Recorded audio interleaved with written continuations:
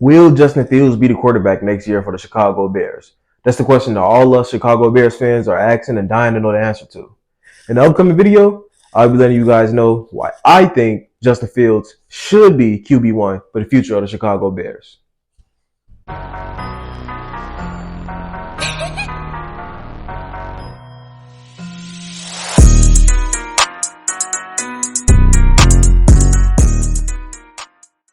What's up, everybody? My name is Jermaine Long, and I am the host of this here podcast, Even the Score Chicago Bears podcast. Today, we're going to dive deep into Justin Fields and whether he should or should not be back as QB1 next year for the Chicago Bears. Without further ado, we're just going to jump right into it. To put it out there, I am a huge Justin fan supporter.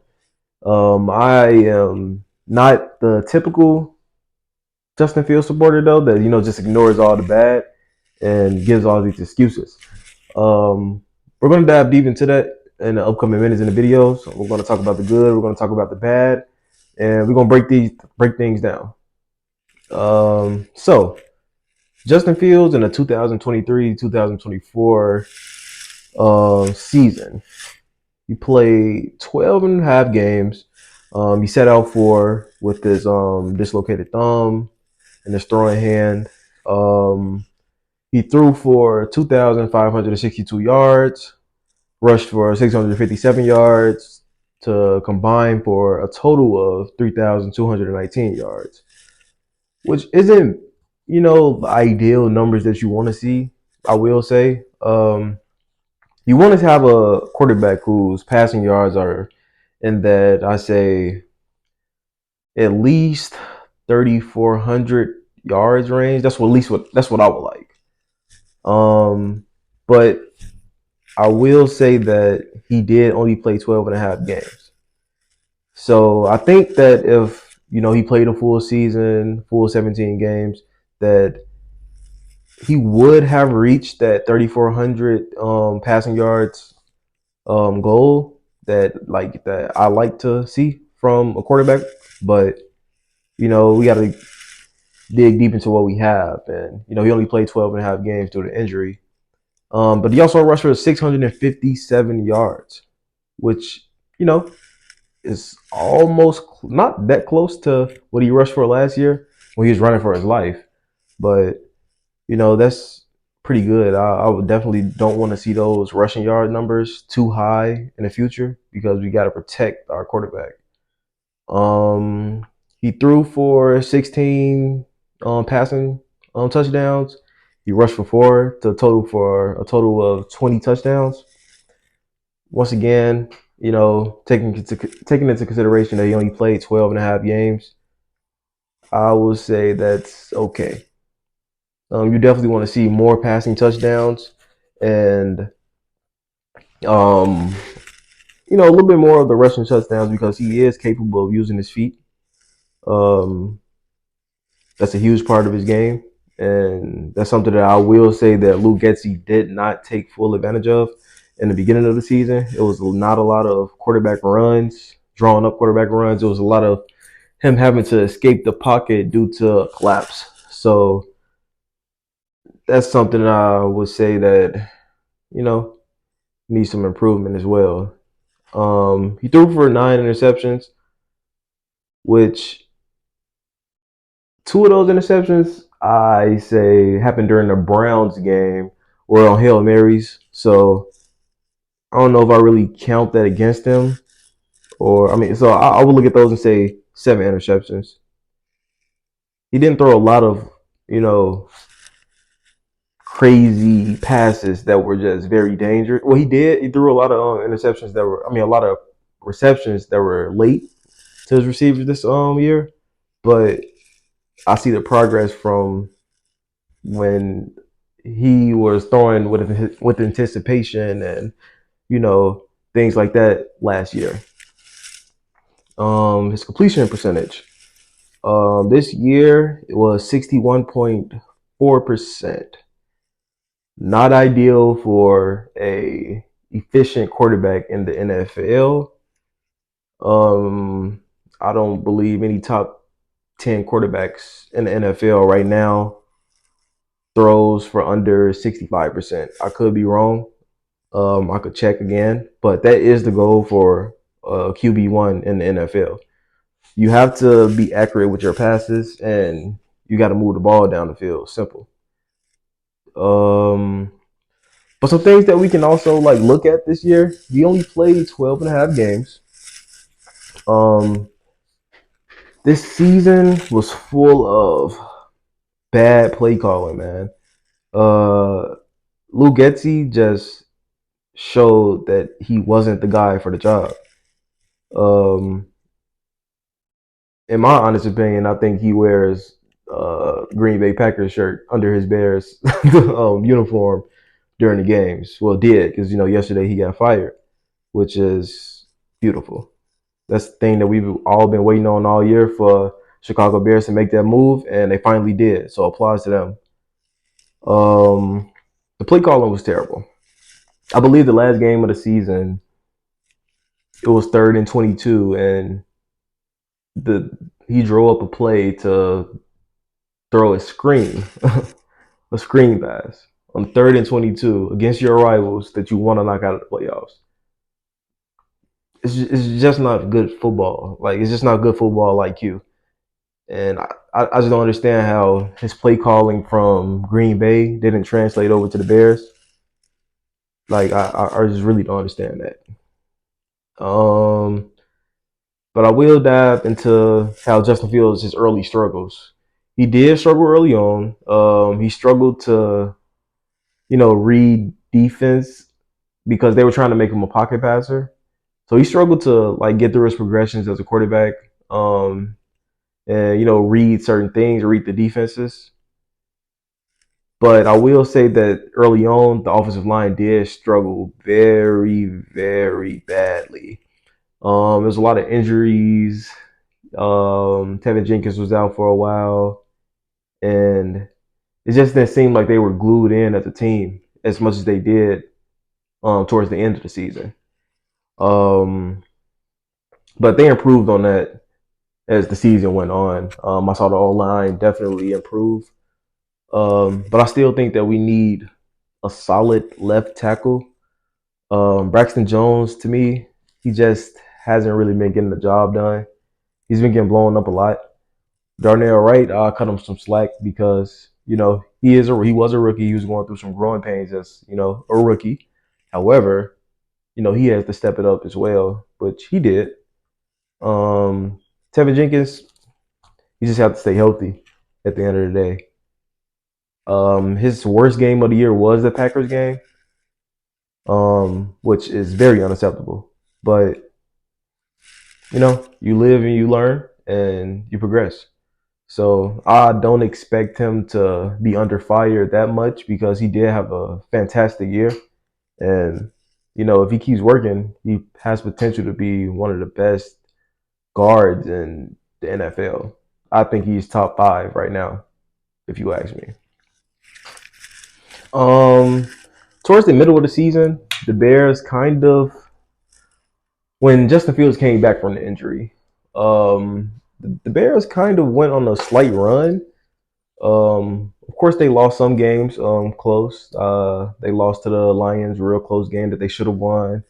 They lost to the Browns, a game that they should have won, and they lost to the Denver Broncos, another game in which they should have won.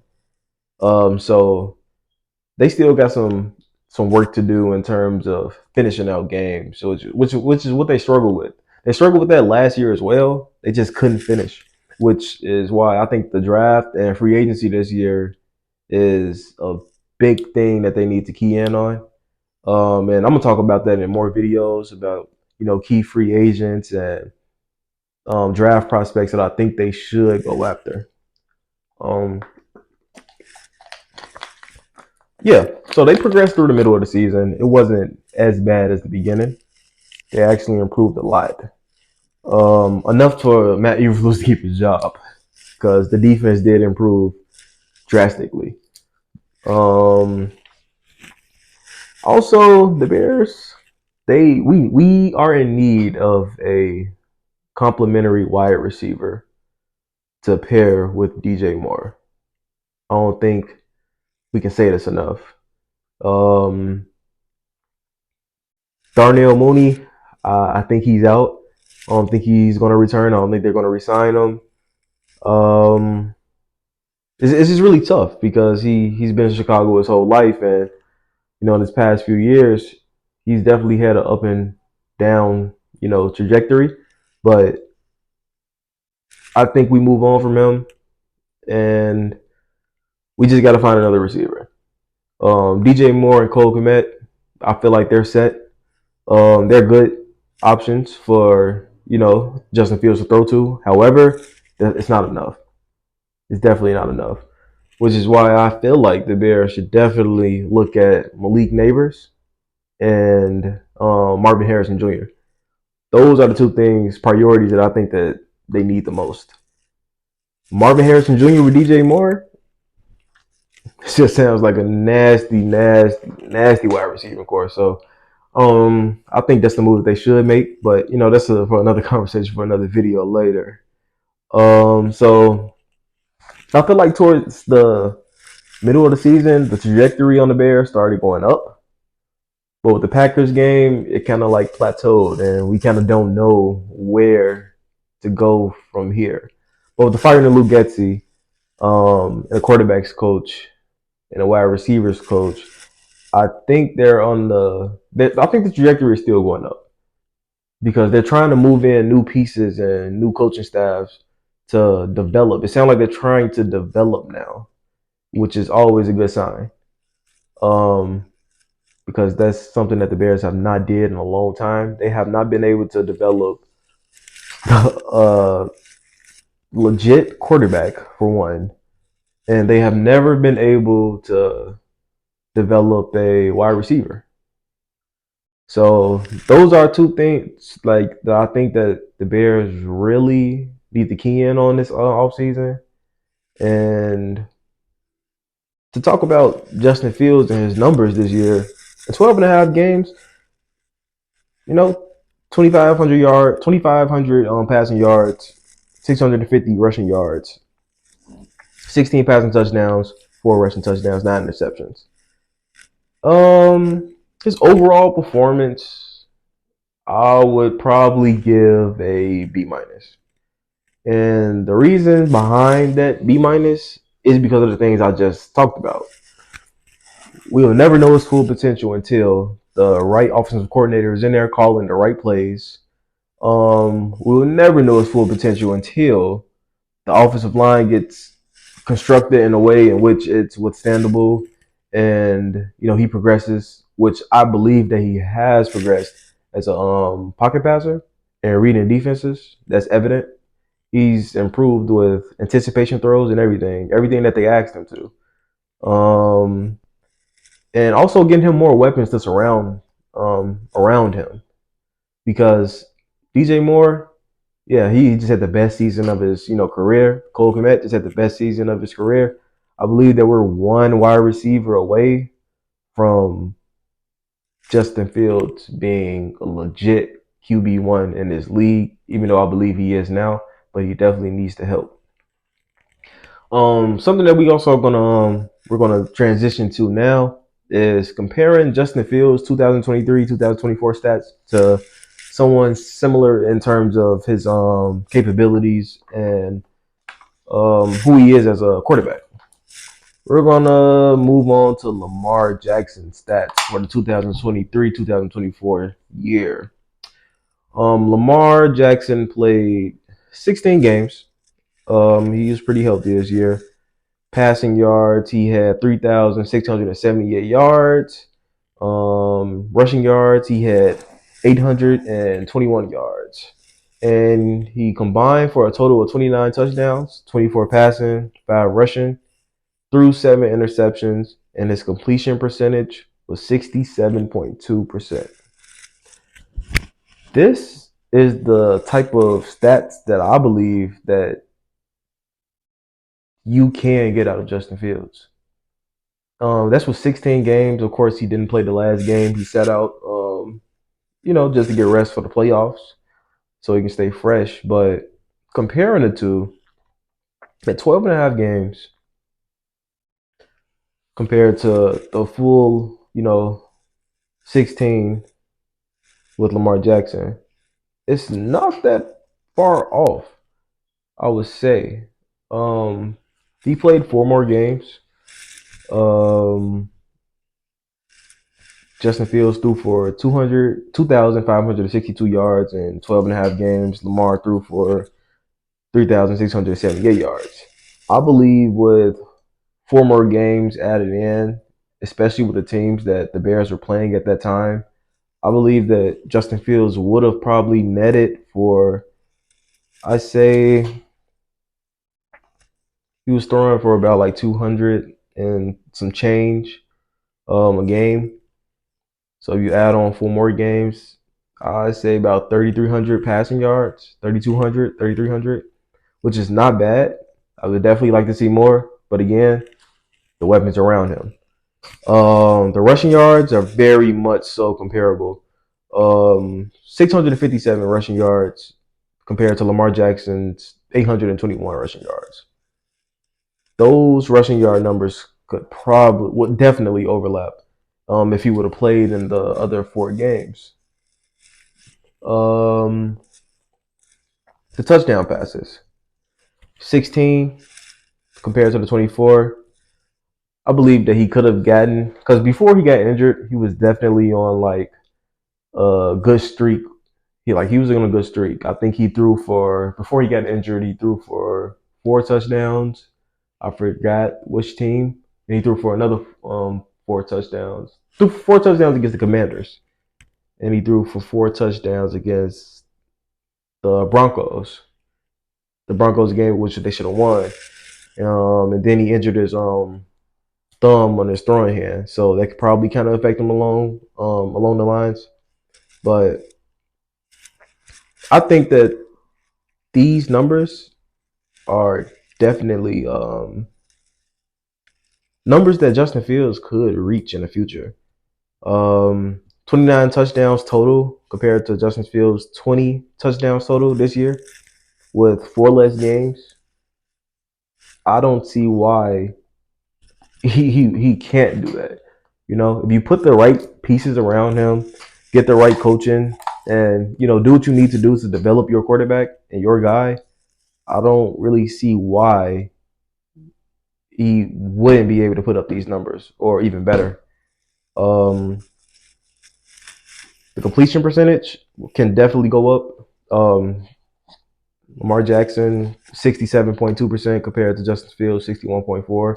Justin still misses on certain routes, like short routes. He still struggles a little bit, but that's something that he can improve on in the offseason. I think he will improve on in the offseason.